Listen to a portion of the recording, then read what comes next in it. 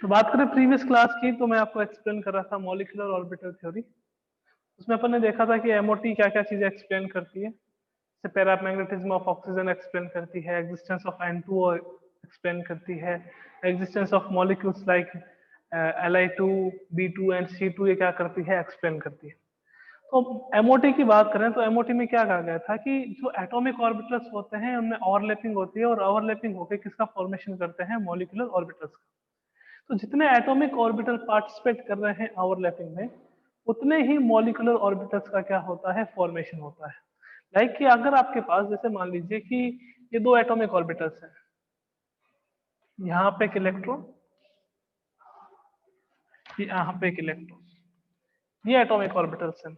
ये जब आपस में ओवरलैपिंग करेंगे तो ओवरलैपिंग करने के बाद में यहाँ क्या रहेगा, मॉलिक्यूलर ऑर्बिटल्स का फॉर्मेशन होगा। एटॉमिक ऑर्बिटल्स कितने हैं आपके पास, हाउ मेनी एटॉमिक ऑर्बिटल्स, 2 हैं। तो यहाँ पे मॉलिक्यूलर ऑर्बिटल भी कितने होंगे, 2 होंगे।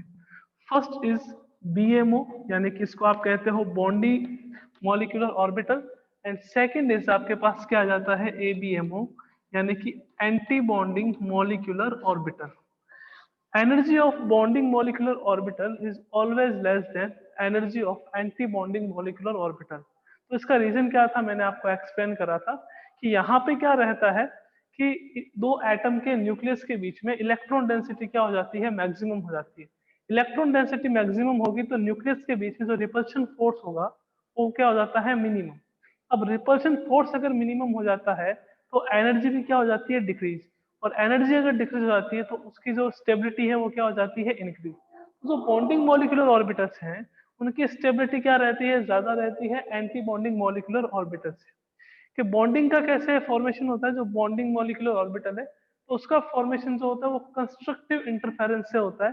यानी कि सेम टाइप के जो वेव फंक्शन है, जैसे आपके पास ये आ गया प्लस, ये आपके पास ऐड होंगे तो किसका फॉर्मेशन होता है, बॉन्डिंग मॉलिक्यूलर ऑर्बिटल का। एंटी बॉन्डिंग में मैंने आपको बताया था कि जैसे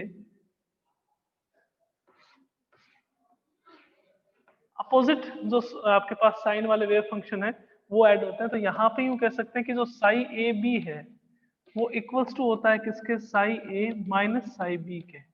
और यहाँ पे अगर बात करें साई ए बी जो है फाइनल, वो इक्वल्स टू होता है साई ए प्लस साई बी के।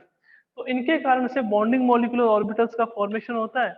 और जो एबीएमओ में है वो आपके पास क्या रहता है कि डिस्ट्रक्टिव इंटरफेरेंस के कारण से इनकी जो एनर्जी है वो ज्यादा हो जाती है और स्टेबिलिटी क्या हो जाती है, कम हो जाती है। एनर्जी ज्यादा, एनर्जी ज्यादा तो स्टेबिलिटी कम। और एनर्जी ज्यादा क्यों हो रही है, बिकॉज यहाँ पे दो एटम के न्यूक्लियस के बीच में जो इलेक्ट्रॉन डेंसिटी है वो मिनिमम होती है। और इलेक्ट्रॉन डेंसिटी अगर मिनिमम होगी तो आपके पास जो न्यूक्लियस है वो एक दूसरे को क्या करेंगे, रिपेल करेंगे। और रिपेल करने के कारण से एनर्जी आपके पास क्या हो जाएगी, इंक्रीज हो जाएगी। ठीक है, तो ये कंसेप्ट था उस दिन अपना कि बॉन्डिंग मॉलिक्यूलर ऑर्बिटल का फॉर्मेशन कैसे होता है और एंटी बॉन्डिंग मॉलिक्यूलर ऑर्बिटल का फॉर्मेशन कैसे होता है। आइए बात करते हैं इसमें ओवरलैपिंग की, कि कौन कौन से टाइप की ओवरलैपिंग होती है,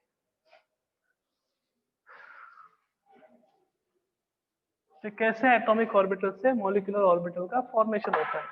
सबसे पहले बात करें अगर, तो आपके पास आएगी एस एस ओवरलैपिंग।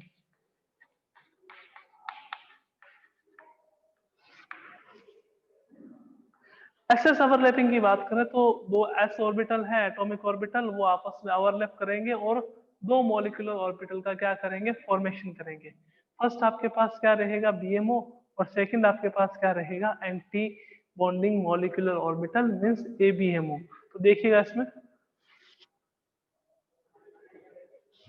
कि आपके पास ये 1s, ये भी का एस का ऑर्बिटल, न्यूक्लियस, ठीक है।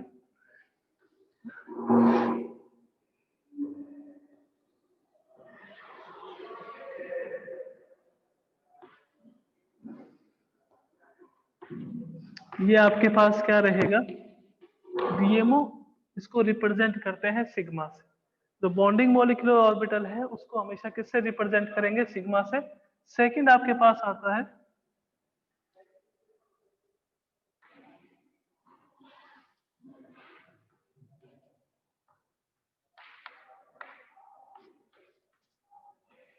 ये आपके पास आ गया ABMO, anti bonding molecular orbital. इसको आप किससे रिप्रेजेंट करते हो? सिग्मा स्टार से। ये एस के रेस्पेक्ट में बात कर रहे हैं, ये आपके पास एस का एटॉमिक ऑर्बिटल, ये एस का एटॉमिक ऑर्बिटल। तो इससे दो टाइप के मॉलिक्यूलर ऑर्बिटल का फॉर्मेशन होगा, एक बॉन्डिंग मॉलिक्यूलर ऑर्बिटल रहेगा, एक आपके पास एंटी बॉन्डिंग मॉलिक्यूलर ऑर्बिटल रहेगा। बॉन्डिंग मॉलिक्यूलर ऑर्बिटल जो है उसको अपन कहेंगे सिग्मा, और जो एंटी बॉन्डिंग मॉलिक्यूलर ऑर्बिटल है उसको अपन कहेंगे सिग्मा स्टार। कि बिकॉज इस टाइप की जो ओवरलैपिंग होगी तो उस ओवरलैपिंग से ओनली सिग्मा बॉन्ड का फॉर्मेशन होता है। इसके कारण से अब मैं यहाँ पे क्या यूज कर रहा हूँ? सिग्मा यूज कर रहा हूँ।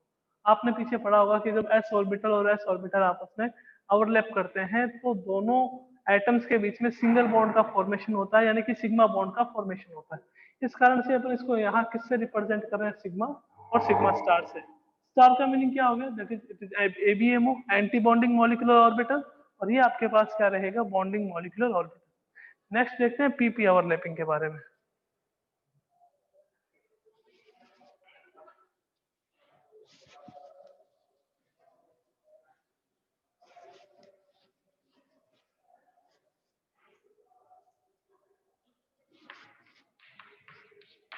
PP ओवरलैपिंग के बारे में देखते हैं तो आपके पास दो टाइप की PP ओवरलैपिंग आती है। एक तो आती है कोएक्सियल और सेकंड आती है आपके पास कोलेटरल।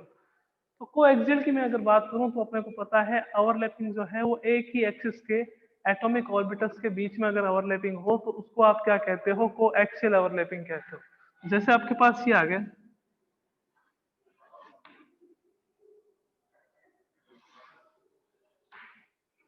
ये आपके पास PZ, ये भी आपके पास अगर PZ, तो ये है एटॉमिक ऑर्बिटल्स आपस में ओवरलैपिंग करेंगे, ओवरलैपिंग करके मॉलिक्यूलर ऑर्बिटल का क्या करेंगे? फॉर्मेशन करेंगे।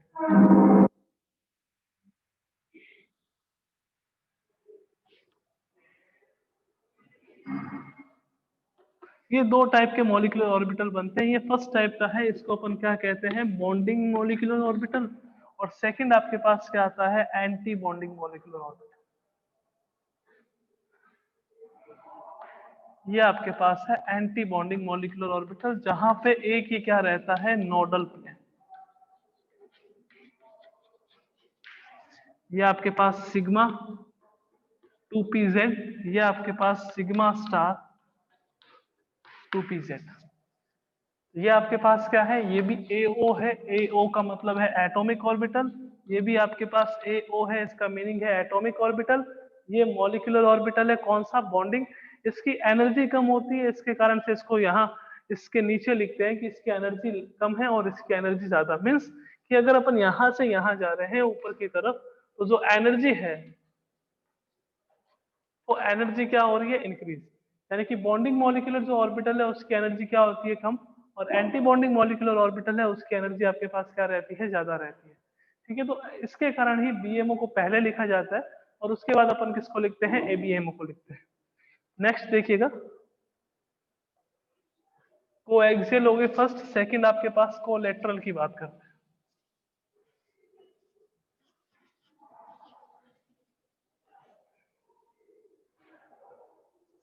कोलेटरल को आप साइड ऑन ओवरलैपिंग भी कहते हो।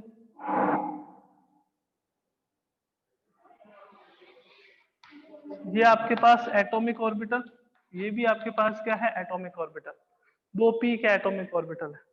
तो ये इसको अपन कहेंगे collateral, because side on overlapping हो रही है। पहले ओवरलैपिंग कैसे हो रही थी? ऐसे ओवरलैपिंग हो रही थी। अब ओवरलैपिंग कैसे होगी? ऐसे ओवरलैपिंग होगी। तो इसको साइड ऑन ओवरलैपिंग या अपन क्या कह देते हैं? Collateral overlapping. तो यहाँ पे भी दो टाइप के मॉलिक्यूलर ऑर्बिटल का फॉर्मेशन होता है।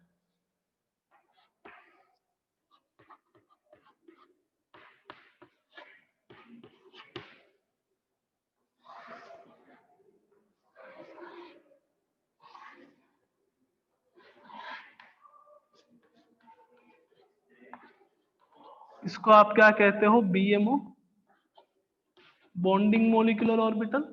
इसको अपन क्या कहते हैं? ABM, anti bonding molecular orbital. और यहाँ पे ये आपके पास क्या आ जाते हैं? नोडल प्लेन आ जाते हैं, जहां पर इलेक्ट्रॉन के प्रेजेंट होने की प्रोबेबिलिटी क्या रहती है?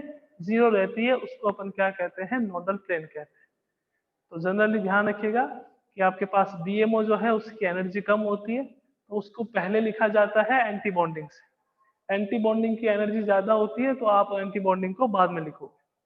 अब आ गया सर 1s 2s और 2p हो तो क्या करेंगे, तो उसको एनर्जी के इंक्रीजिंग ऑर्डर में, यानी कि पहले 1s फिर 2s और फिर 2p, ऐसे इसको क्या करते हैं अपन अरेंज करते हैं। ओके, तो आइए अब सीखेंगे कि कैसे एमओ डायग्राम बनाए जाते हैं। अगर बात करें हाइड्रोजन मॉलिक्यूल की, बात करें हीलियम की, बात करें आप हीलियम के बाद मान लीजिए लिथियम आता है, बेरिलियम आता है, तो कैसे उसके एमओ डायग्राम अपने को ड्रॉ करने हैं वो सीखते हैं अपन, है ना।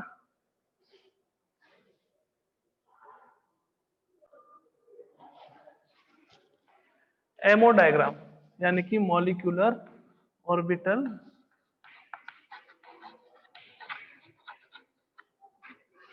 डायग्राम की बात करते हैं। एमओ डायग्राम अगर सबसे पहले अपन H2 के लिए देखें, 4H2,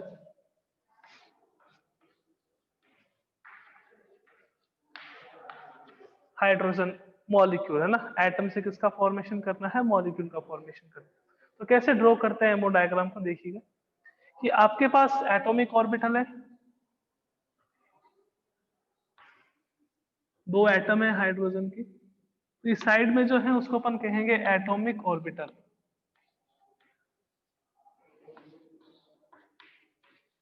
ये आपके पास हो गया एटॉमिक ऑर्बिटल।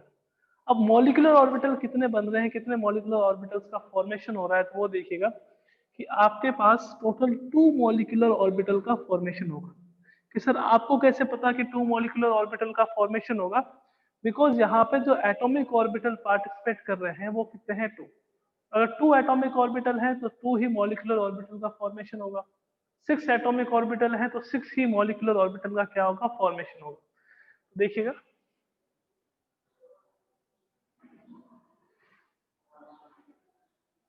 ये आपके पास क्या आ गया, यहाँ पे बॉन्डिंग मॉलिक्यूलर ऑर्बिटल, और ये आपके पास क्या होगा, एंटी बॉन्डिंग मॉलिक्यूलर ऑर्बिटल। ये बीएमओ है और ये आपके पास क्या है, एबी। हाइड्रोजन की मैं बात करूं तो हाइड्रोजन का इलेक्ट्रॉनिक कॉन्फ़िगरेशन क्या होता है कि सर 1s1 होता है। हाइड्रोजन का इलेक्ट्रॉनिक कॉन्फ़िगरेशन क्या होता है, 1s1।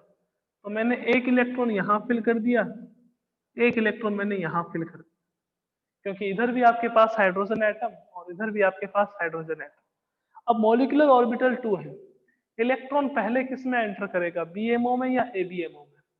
तो सर इलेक्ट्रॉन पहले बॉन्डिंग मॉलिक्यूलर ऑर्बिटल में एंटर करेगा, बिकॉज बॉन्डिंग मॉलिक्यूलर ऑर्बिटल जो है उसकी एनर्जी क्या होती है, कम, और उसकी स्टेबिलिटी क्या रहती है, ज्यादा।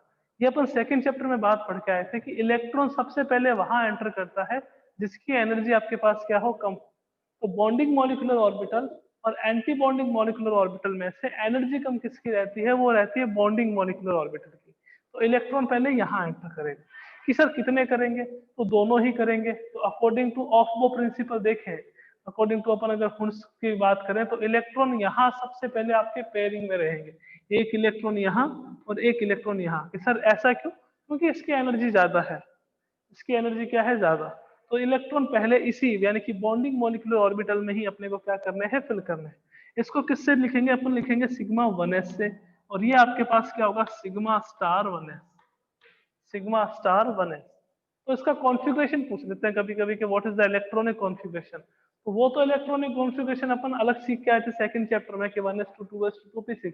यहाँ पे जिस अकॉर्डिंग में आपको आप इलेक्ट्रॉन फिल कर रहे हो उसी अकॉर्डिंग में आपको क्या करने हैं कि इलेक्ट्रॉनिक कॉन्फ़िगरेशन लिखना है। जैसे sigma 1s two sigma star 1s 0, sigma star 1s आपके पास क्या आ जाता है, 0 आ जाता है।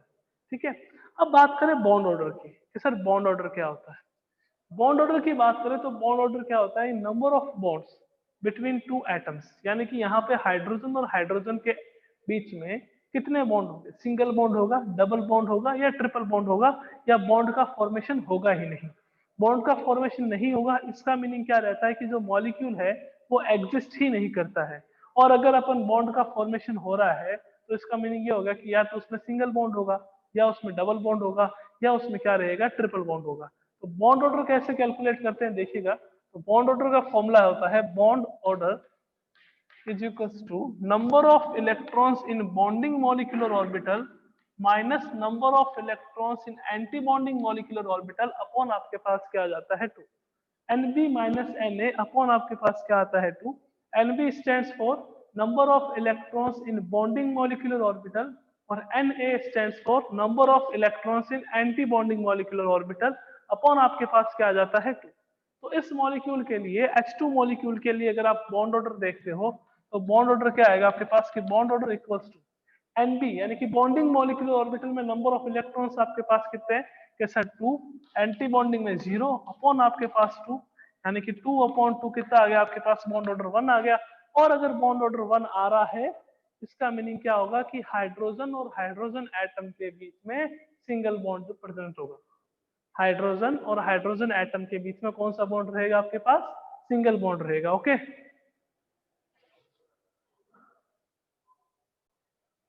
जैसे ये आपके पास तो डायग्राम किसके लिए था कि सर हाइड्रोजन का मॉलिक्यूल था। हाइड्रोजन का मॉलिक्यूल के लिए ये डायग्राम था। अगर मैं हीलियम के लिए बात करता हूं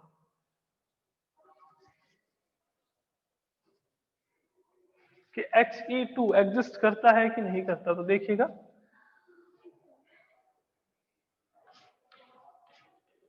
He2 तो हीलियम का कॉन्फ़िगरेशन देखते हो वो आपके पास क्या होता है कि सर 1s2 यानी कि यहाँ पे भी एक इलेक्ट्रॉन और एक इलेक्ट्रॉन यहाँ पे।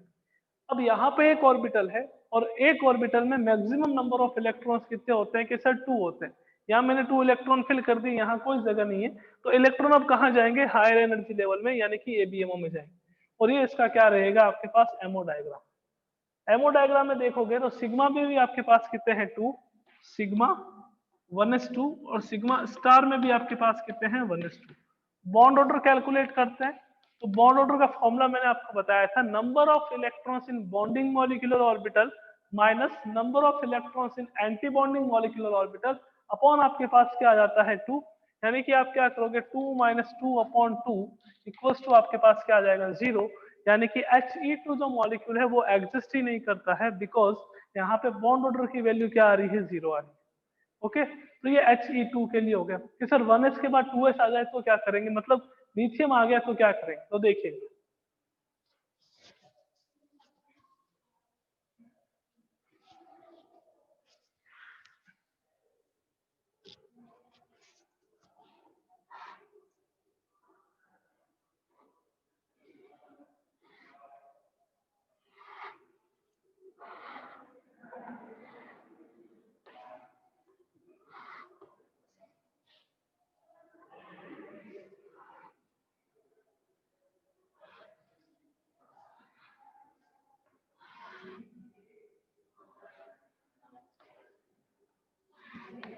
अब लिथियम के लिए बात करते हैं। मैंने कहा कि यह हमेशा इंक्रीजिंग ऑर्डर ऑफ एनर्जी में होगा यानी कि लो एनर्जी लेवल से हाई एनर्जी लेवल की तरफ जाना।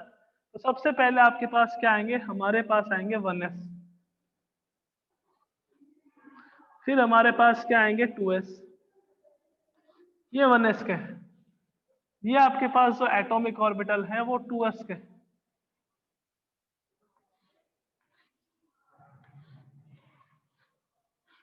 ये साइड में जो है वो आपके पास क्या है एटॉमिक ऑर्बिटल। ये आपके पास में क्या है एटॉमिक ऑर्बिटल और बीच में जो है वो आपके पास क्या है मॉलिक्यूलर ऑर्बिटल। जिसकी एनर्जी कम है उसको अपन क्या कहेंगे सर हम उसको BMO कहेंगे बॉन्डिंग मॉलिक्यूलर ऑर्बिटल। और जिसकी एनर्जी ज्यादा है उसको आप क्या कहोगे ABMO anti bonding molecular orbital यानी कि ये आपके पास आ गया।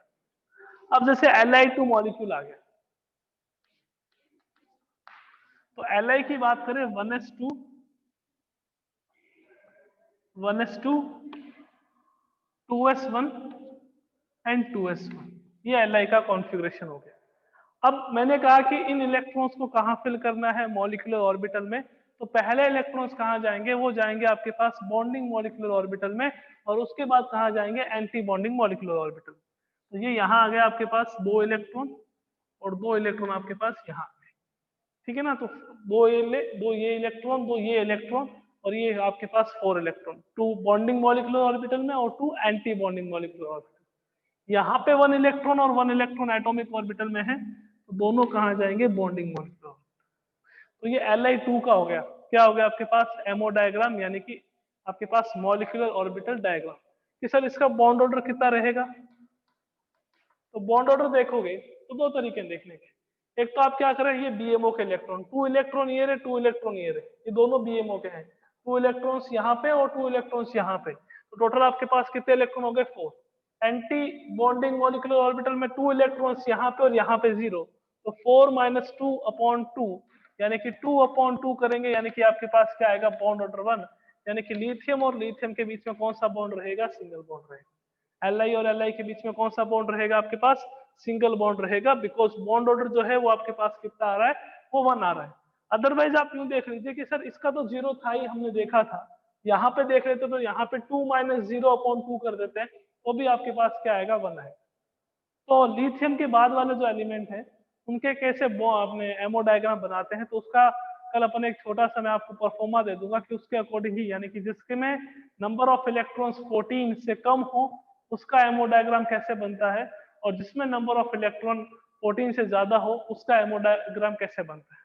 और साथ में कल अपन ये एक्सप्लेन करेंगे मैग्नेटिक प्रॉपर्टीज कि कौन सा मॉलिक्यूल जो है वो पैरामैग्नेटिक होगा और कौन सा आपके पास डायमैग्नेटिक होगा। ओके, मिलते हैं कल की क्लास में। इसमें कल आगे अपन एमओ जो डायग्राम है या एमओटी है उसको कल खत्म कर देंगे अपन, और कल में भी अपन कोऑर्डिनेशन बॉन्ड स्टार्ट कर देंगे। ओके, तो मिलते हैं कल।